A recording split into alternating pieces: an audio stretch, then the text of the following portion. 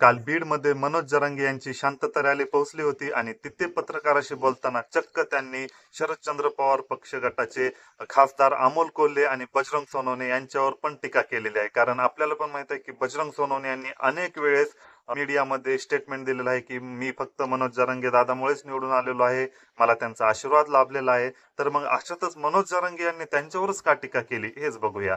तर आपल्या सगळ्यांनाच माहित आहे की मनोज जरांगे हे नेहमीच सत्ताधाऱ्यावर टीका करत असतात, परंतु विरोधकावर कधी टीका करत नाहीत. म्हणजेच किंवा अनेक वेळेस असं सांगण्यात आलेलं आहे की मनोज जरांगे पाटील यांच्या मागे शरदचंद्र पवारांचाच हात आहे, परंतु कधी पण ते त्यांच्यावर बोलून दाखवलं नव्हतं किंवा त्यांच्यावर टीका करत नव्हते किंवा चांगलं पण म्हणत नव्हते थोडक्यात.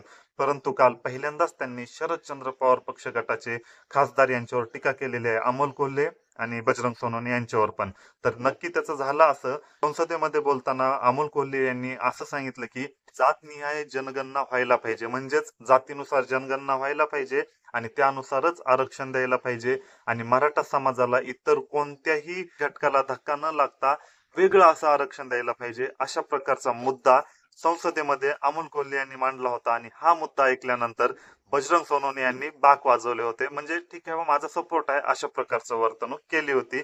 आणि याच कारणामुळे मनोज जरांगे यांनी बजरंग सोनवणे आणि अमोल कोल्हे दोघांवर पण टीका केलेली आहे.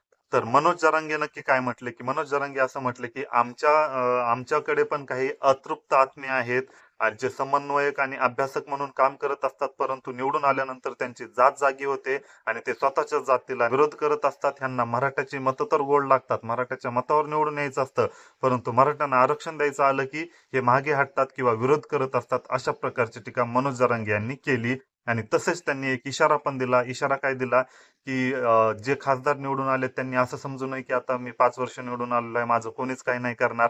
पण त्यांनी हे लक्षात ठेवावं की त्यांच्या जीवावर आमदार सुद्धा उभा राहत असतात आणि त्यांच्या जीवावर जे आमदार उभा राहतील त्यांना आम्ही लायकी दाखवून देऊ, की ते निवडून कसे येतात हेच आम्ही दाखवून देऊ, अशा प्रकारचा थेट इशाराच त्यांनी दिला. तर आता ह्या खासदारावर टीका केल्यानंतर बजरंग सोनवणे काय स्टँड घेतात हे पण बघणं गरजेचं आहे. कारण त्यांनी बऱ्याच वेळेस मीडियामध्ये असं बोललेलं आहे की हो मला मनोज जाधवांचा सपोर्ट आहे किंवा मी त्यांच्यामुळेच निवडून आलेलो आहे, 100% त्यांचा हात आहे, अशा प्रकारचे वाक्य बोललेले आहेत. हे आपल्याला पण माहितीच झालेले आहेत. परंतु आता टीका केल्यानंतर बजरंग सोनवणे काय स्टँड घेतात हे बघणं गरजेचंच आहे.